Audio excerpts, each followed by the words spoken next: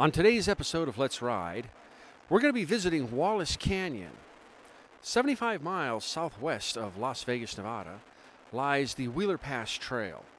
From 1821 to 1873, it was one of the primary routes used by the settlers crossing over into Death Valley before heading to the goldfields of California. Our adventure today takes us just a little south of that, to Wallace Canyon. Let's not talk about it, let's just ride. Come on, let's ride!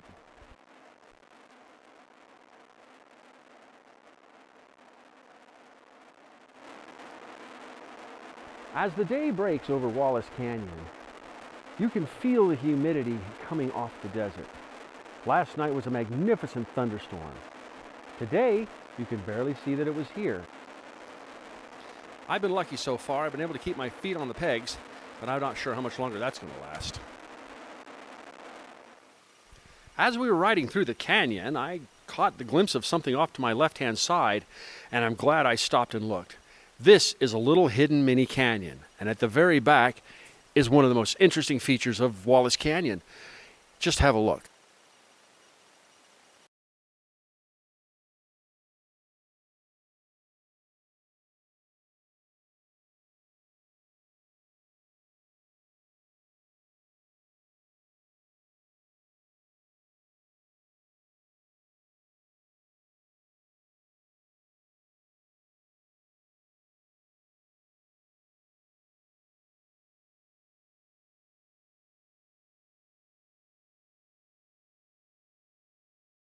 Riding so far has been extremely technical. Deep gravel, lots of rocks, cactuses, an occasional Joshua tree thrown in just for a little terror there.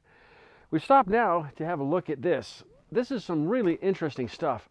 The striations, you can see they're like layers of it. It's been laid down from an inland sea from millions of years ago. And you can see the upheaval and the thrusting of the stone as it's been pushed above the ground. This has been caused by the continental plates from the North American plate being abducted, in other words, raised above the incoming Pacific plate, and that has raised up a chain of mountains across Nevada here, primarily Mount Charleston, which we're on at the moment.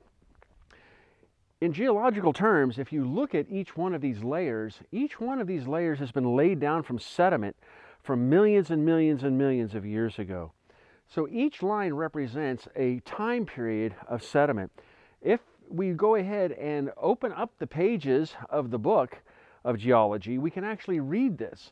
And what we're seeing here are several different layers. You can see this sandier layer followed by a dark layer. The sandier layer comes from ancient sand dunes that were once here millions of years ago that were covered from a pyroclastic volcano out of Utah approximately 2.5 million years ago. That volcano spewed a lot of mud. That mud came down into this area of Nevada and encompassed and covered everything and pressed it into sandstone. That's what some of the things we see here in Wallace Canyon today.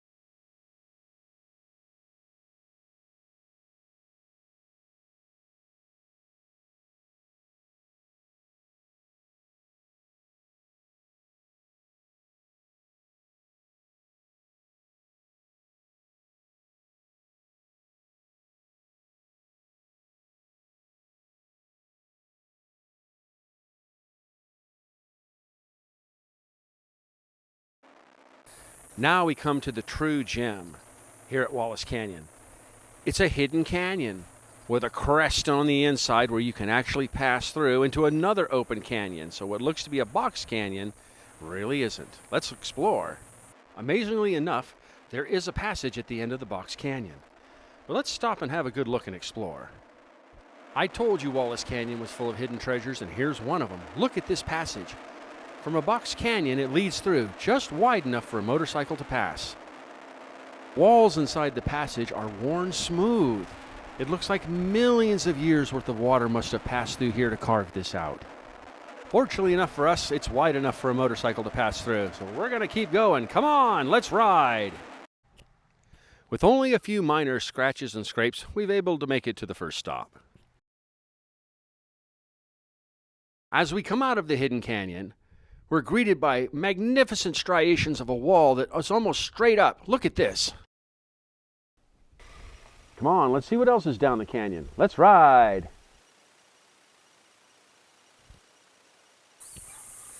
Hidden Canyon is turning out to be a magnificent find.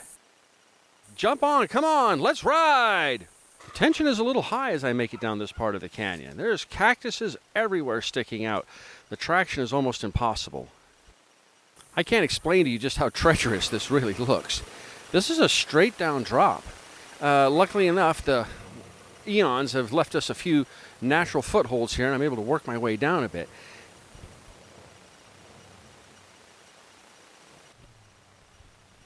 As we descend into Wallace Canyon, the road looks pretty good, but I may have spoken too soon. Immediately, we're right in the middle of an ancient riverbed. Large stones, small stones, pea gravel, and on top of that, there's every kind of cactus known to man growing in here. This is truly turning out to be an adventure.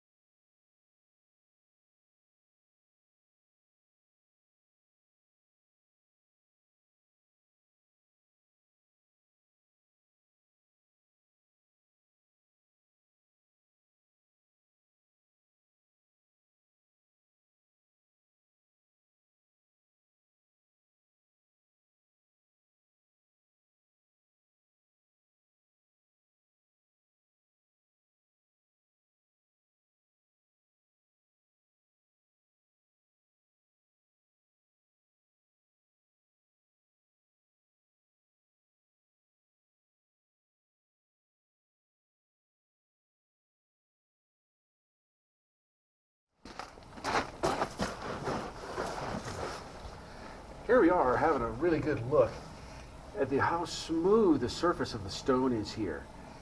When the glacier melt came through here approximately 20,000 years ago, these mountains had already been here for eons, tens of hundreds of thousands of years. But the glaciers that came through here 20,000 years ago put out a lot of water. And that water ran right through this valley, first in the form of ice, and then as global warming happened a bit, we were able to go ahead and bring that ice back into water form again. And you can see here on the walls, it's just smooth everywhere. You can see where the water has really cut a groove right down deep into the rock, all the way up to the very top up there. And if I look from here and I look straight up, the rocks are jagged. They're stony still. So the water that came through here was probably, originally probably really deep, but at the end, not so deep at all, and ran for, it looks like, a very long time at that lower speeds. I think we see that throughout the canyon, where the gravel is small, and then it gets larger and larger, and eventually it gets to the size of the mountains here. But we can see a lot of that runoff from the glaciers and from the titanic uplifting that originally was caused when the canyon was originally formed. Okay, I've been able to make my way up through the waterfall. So if I just kind of carefully make my way, you can have a good look down below there. And you can see quite a bit. Let me move my way down just a little here. And now you can really see the waterfall.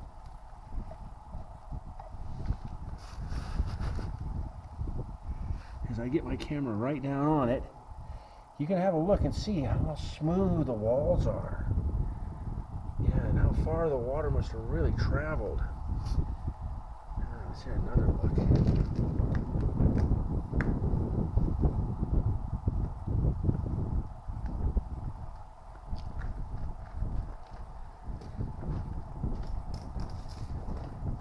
I'll go ahead and turn around here. We'll have a better look inside the waterfall. Have a look at that. How's that? Amazing. Now we'll slowly make our way through.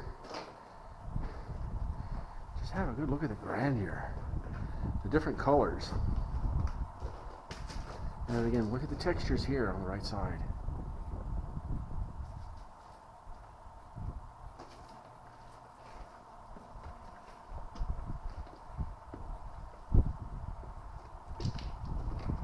Here again, just really great colors. Look at the swirls there in the rock. Look at this.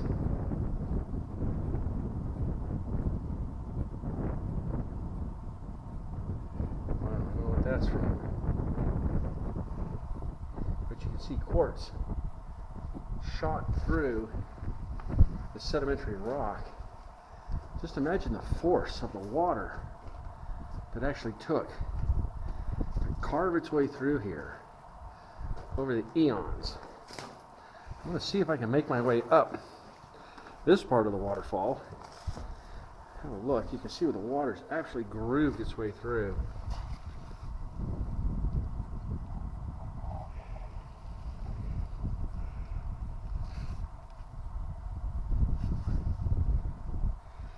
Okay, might get a bit shaky here. I'm going to try to walk up it.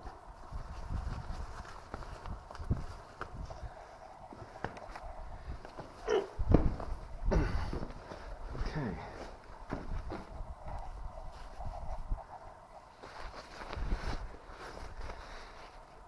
Okay, there we go. So I was actually able to make my way up the old waterfall there.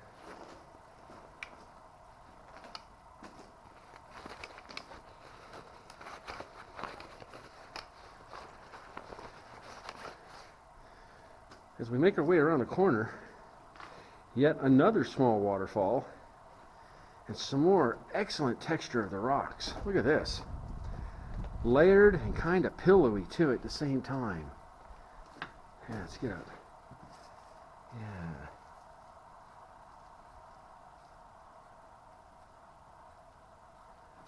And then again, another waterfall here. I don't know if I'll be able to make it up that one. I'm going to try.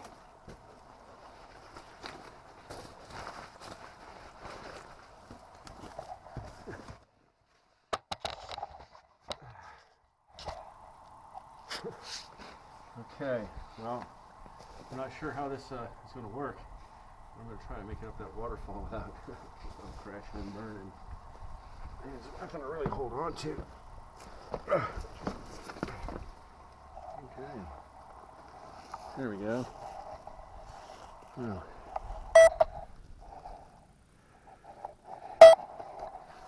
Okay, there we go. All right. Keep working our way up through here.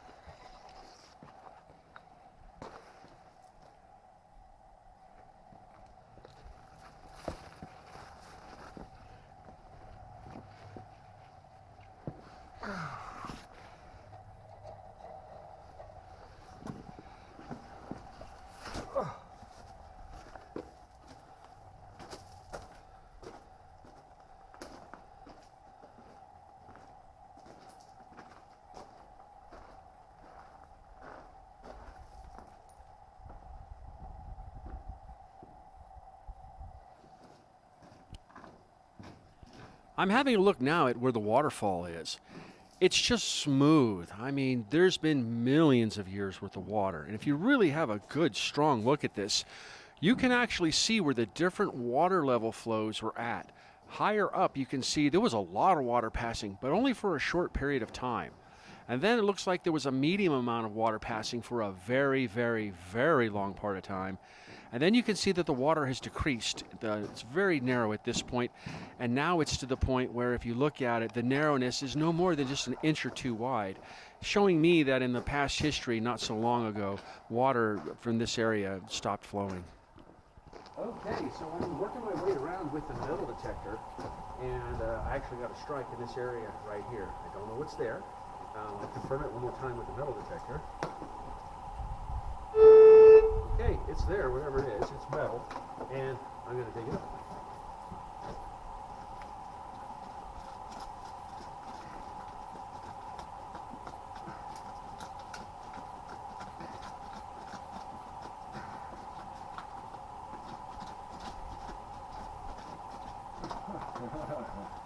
Found it. Here it is. Wow. It is an old Budweiser aluminum can. Okay, so we'll put the discriminator mode on now that we know that we've got a few of these wild cans in the area, and that'll discriminate against them, and we'll get targets like gold. So let's go ahead and discriminate right now.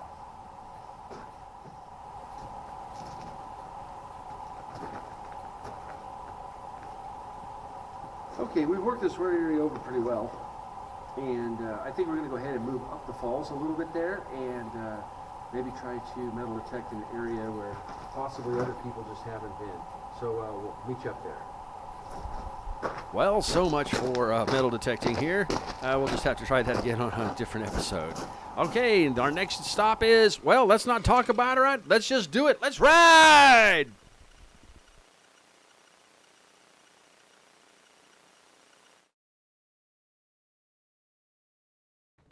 Okay, we've gone ahead and stopped off the motorcycle again, and I want to point out, look at these amazing geological features here. If you have a really strong look, you can see the layer after layer after layer. This has been laid down from an ancient ocean seabed millions and millions of years ago.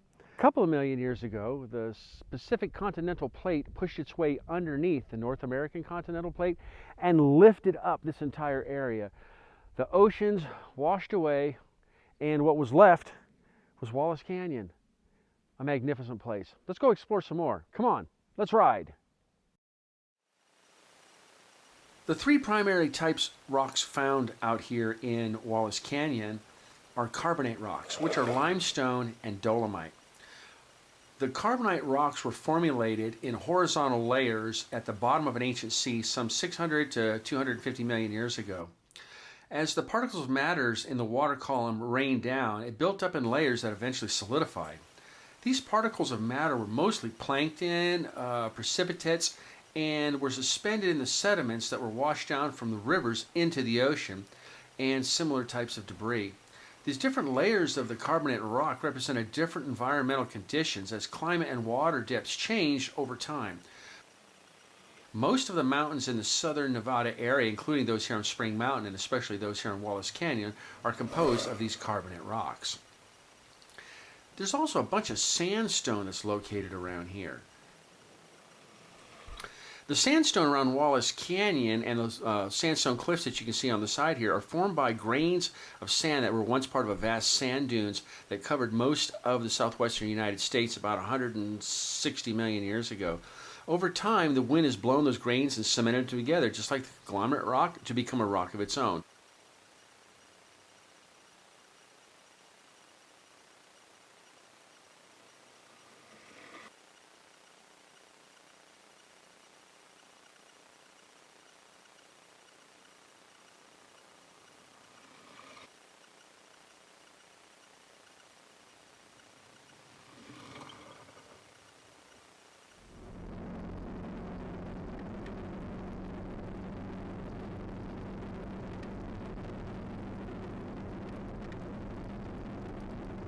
Okay, as we narrow our way down to the end of today's program, I'd like to send a couple of shout-outs. One to Michelin Tires. That's right, Michelin, the folks who make the tires that go on your car. Well, they also make an excellent enduro tire. Out in this environment, when I'm in the snow, the rocks, the sand, or just out in the deep forest, I get really good hookup power from my Michelin tire.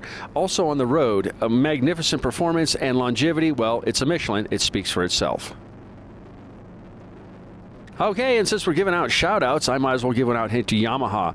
Today I'm riding a XT 350cc motorcycle. It's both an on- and off-road enduro edition made by Yamaha, and this is a 1999. So you can see even the older stuff does a great job, just like me. And finally, a shout out to the maestro. That's right, there's always somebody behind the scenes working the curtains. For this show, we'll just call him the maestro. All the editing, all the music, everything. He's just the maestro. You ask him to play it, he can do it. Shout out to you, my friend. At the end of the day, I always like sitting next to the campfire, my bike, and looking up at the stars as the sun goes down. Out here in the Nevada deserts, it's absolutely stunningly beautiful. It doesn't matter what time of the year it is, it's always great stargazing out this way. So go out and enjoy the great outdoors. It's a freedom, it's yours. And until next time, let's ride. As the evening shadows work their way down from the 12,000 foot level of Mount Charleston, across the plains of the Pahrump, Nevada wilderness, Wallace Canyon rests for another evening. The stars come out, the wild horses start to feed, you start hearing the owls and the bats, and then it's just serenity. Signing off tonight from Let's Ride, I've been your host, Rob Gainley.